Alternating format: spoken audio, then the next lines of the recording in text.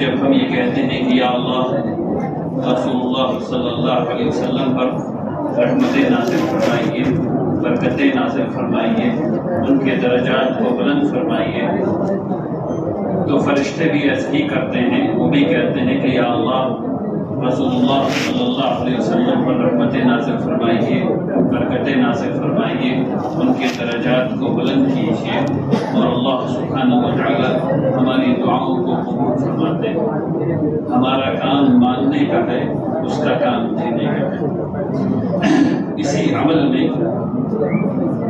ہم لوگ اور اللہ کے فرشتے اور اللہ سبحانہ و تعالی خود اللہ کے کلام کے مطابق شریک ہیں، یعنی اللہ ہم مانگ رہے ہیں اور اللہ دے رہے ہیں۔ جب ہم ایسا کرتے ہیں تو ہم اپنے اوپر اللہ کی رحمتوں کو دعوت دیتے ہیں۔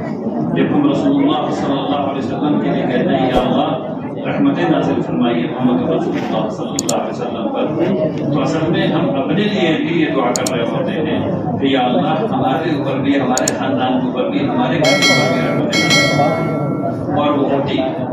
اور ہم کہتے ہیں کہ برکتیں نازل فرمائیے، تو برکتیں بھی نازل فرمائیے۔ اور جب ہم یہ دعا کرتے ہیں کہ درجات کو بلند فرمائیے، تو ہمارے بھی درجات بلند ہیں۔ یہ تمام چیزیں، یہ خصوصیات ہیں درود شریف کی جو ہم اور آپ پڑھتے ہیں۔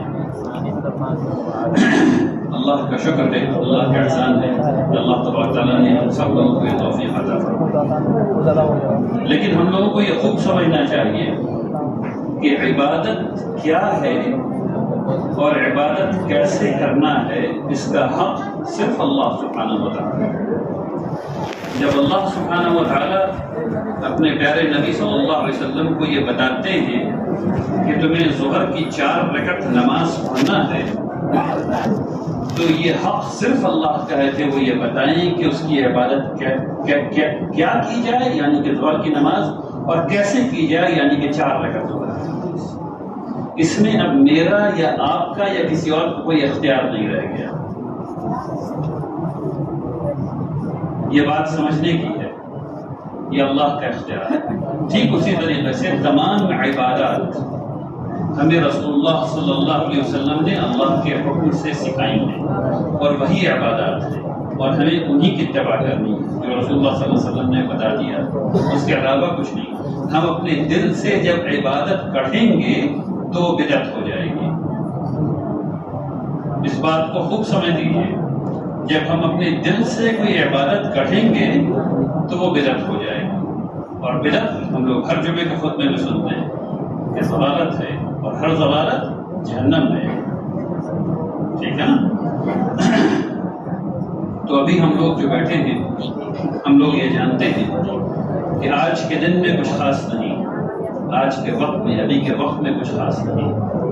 ہم لوگ چونکہ سب لوگ یہاں جمع ہیں، اس لیے بیٹھے ہیں ساتھ مل کر کے، تاکہ ہم لوگ ایک ساتھ ایک دوسرے کو تلقین کرتے ہوئے، ایک دوسرے کو ہمت بندھاتے ہوئے اس عبادت میں شریک ہو سکیں۔ اور جب ایک گروہ شریک ہوتا ہے تو اس پر رحمتیں نازل ہوتی ہیں۔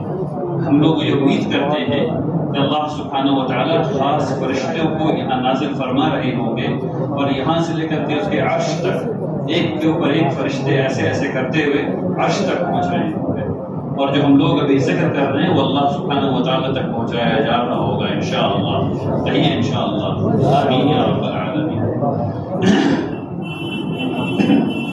پچھلی دفعہ میں نے آپ لوگوں سے رسول اللہ صلی اللہ علیہ وسلم کے بارے میں کچھ بات کی تھی، 2-4 منٹ اور میں اس سلسلے میں بات کرنا چاہتا ہوں، تاکہ جن کے لیے ہم لوگ درود پڑھ رہے ہیں ان کے بارے میں کچھ اور جانیں۔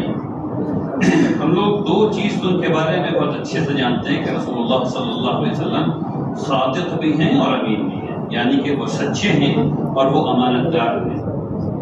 ان کے منہ سے نکلا ہوا مذاق، یعنی جو تفریح میں کوئی بات انہوں نے کہہ دی، ہنستے کھیلتے بھی کوئی بات کہہ دی تو وہ جھوٹ نہیں ہو سکتا، وہ سچ ہے، ٹھیک ہے نا؟ اس لیے وہ صادق ہیں۔ امین اس لیے ہیں کہ غیر مسلم بھی ان کے پاس لا کر کے اپنا سامان چھوڑ کے جاتے تھے، یہ جانتے ہوئے کہ مسلمان ہیں کہ آپ کے پاس رکھوا رہے ہیں، جب ضرورت پڑے گی تو لے لیں گے، اور کبھی ایسا نہیں ہوا کہ کسی کے مال میں خرابی آ گئی۔ یہاں تک کہ ایک یہودی جنہوں نے سامان قرض دیا تھا رسول اللہ صلی اللہ علیہ وسلم کو، اور وہ آئے اور آ کر کے انہوں نے رسول اللہ صلی اللہ علیہ وسلم کو برا بھلا کہنا شروع کر دیا عمر رضی اللہ تعالیٰ عنہ کے سامنے، اور انہوں نے جبکہ ابھی قرض دینے کا وقت ختم نہیں ہوا تھا، قرض ادا کرنے کا وقت ختم نہیں ہوا تھا، اس میں کچھ دن باقی تھے، انہوں نے آ کے رسول اللہ صلی اللہ علیہ وسلم کو برا بھلا کہنا شروع کر دیا عمر رضی اللہ تعالیٰ عنہ کے سامنے۔ عمر رضی اللہ تعالیٰ عنہ غصہ کرنے لگے، یا رسول اللہ آپ حکم کریں میں اس کی گردن اتار دوں؟ کہ نہیں بھائی، ایسا کرو کہ اس کو قرض ہے وہ واپس کر دو، اور جو تم نے اس کا دل دکھایا ہے یہ بات کہہ کر کے، اس کے لیے میری طرف سے کچھ اور پیسہ، ٹھیک ہے نا؟ یہ ہے امانت داری، اور یہ وہ واقعہ ہے جس کی وجہ سے وہ شخص مسلمان ہوئے۔ انہوں نے کہا کہ میں نے آپ میں تمام چیز اپنی توریت میں وہ تمام خصائص آپ کے پڑھے ہیں کہ آپ نبی ہیں، صرف یہ والی بات مجھے کنفرم کرنا تھی کہ آپ غصے میں آ کر کے بدلہ لینے والے ہیں یا نہیں۔ تو ہم لوگوں کو کیا پتہ چلی بات رسول اللہ صلی اللہ علیہ وسلم سے؟ ہم لوگ چونکہ ان کی اتباع میں، ان کی پیروی کرنے والے ہیں، تو ہمیں یہ بات پتہ چلی کہ اب ہم لوگ بے جا غصہ نہیں ہو سکتے، اور جہاں غصہ ہونے والی چیز بھی ہے وہاں بھی غصہ نہیں ہونا چاہیے، ٹھیک ہے نا؟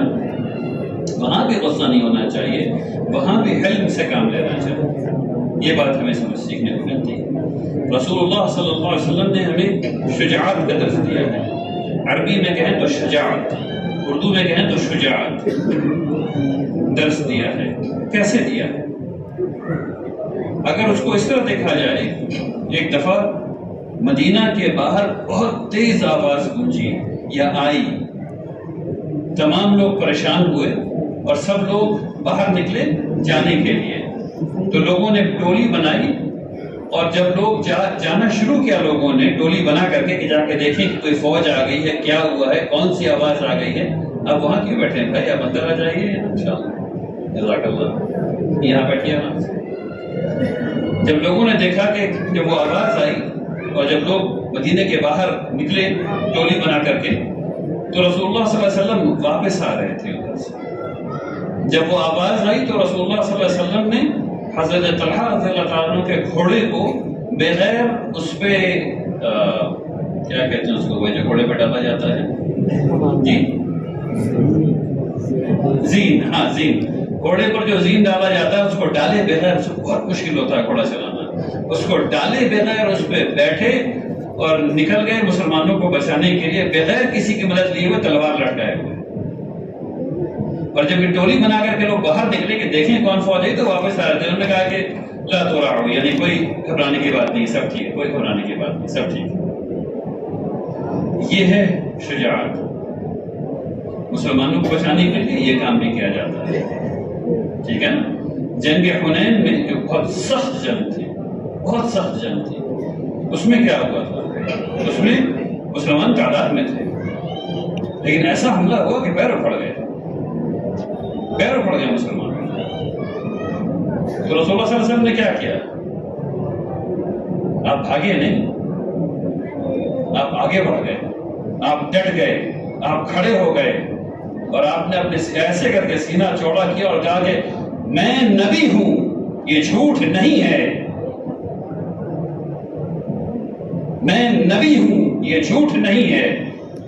اس کے بعد پھر مسلمان پڑھتے، اس کے بعد پھر جنگ ہوئی، اور جو تاریخی واقعہ الحمدللہ رب العالمین مسلمانوں کو بہترین فتح نصیب ہوئی الحمدللہ رب العالمین۔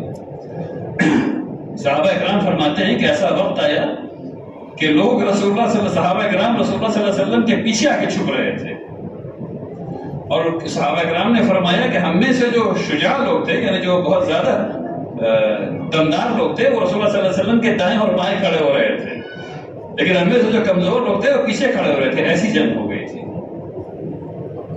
تو اس میں رسول اللہ صلی اللہ علیہ وسلم پیچھے نہیں ہٹے، آگے بڑھ کر کے مقابلہ کیا۔ یہ بھی شجاعت ہے، جب ضرورت پڑے تو ایسا کام کرنا چاہیے، جب ضرورت پڑے تو ایسا کام کرنا چاہیے۔ اس میں اسلامی اصول کیا ہے؟ اسلامی اصول یہ ہے کہ رسول اللہ صلی اللہ علیہ وسلم نے منع کیا ہے یہ تمنا مت کرو کہ دشمن سے مقابلہ ہو جائے، یہ تمنا مت کرو کہ دشمن سے مقابلہ ہو جائے، لیکن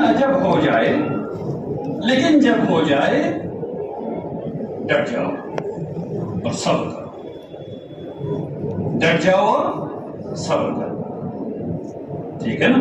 یہ ہے شجاعت۔ شجاعت اور کیا ہو سکتی ہے؟ ایک آدمی جو مسلمان ہو گئے اور وہ کس بات پہ مسلمان ہو گئے، وہ شجاعت کا درس ہے، اس کو سمجھیے۔ اسلام کے خلاف بہت زیادہ بولنے والے ایک شخص ہیں الحمدللہ زندہ ہیں، اور انہوں نے اب ماشاءاللہ اسلام قبول کر لیا۔ انہوں نے اسلام کس بات پہ قبول کیا وہ آپ کو بتاتا ہوں۔ ان کو کسی نے رسول اللہ صلی اللہ علیہ وسلم کی سیرت دے دی، انہوں نے پڑھنا شروع کیا۔ اب جب انہوں نے پڑھنا شروع کیا تو جنگ احد کا واقعہ آیا، اور اس میں تمام چیزیں موجود ہیں کہ کس طرح حضرت حمزہ کو قتل کیا گیا اور اس کے بعد ان کے دل کو نکالا گیا اور جو بے حرمتی کی گئی وہ کی گئی۔ تو انہوں نے کہا کہ میرا دل اسی وقت میں سمجھ گیا تھا کہ یہ جو جن لوگوں نے یہ حرکت کی ہے ان کا برا وقت آنے والا ہے، اور وہ مسلمان نہیں ہوں اس وقت، ٹھیک ہے نا؟ وہ کہتے ہیں کہ اس وقت میں سمجھ گیا تھا کتاب پڑھتے پڑھتے کہ ان لوگوں کا برا وقت آنے والا ہے، اور میں آگے مطلب روایات جس طرح لکھی جاتی ہیں اس طرح میں انتظار کر رہا تھا کہ ان کو کوٹا جائے گا، مارا جائے گا، ٹارچر کیا جائے گا۔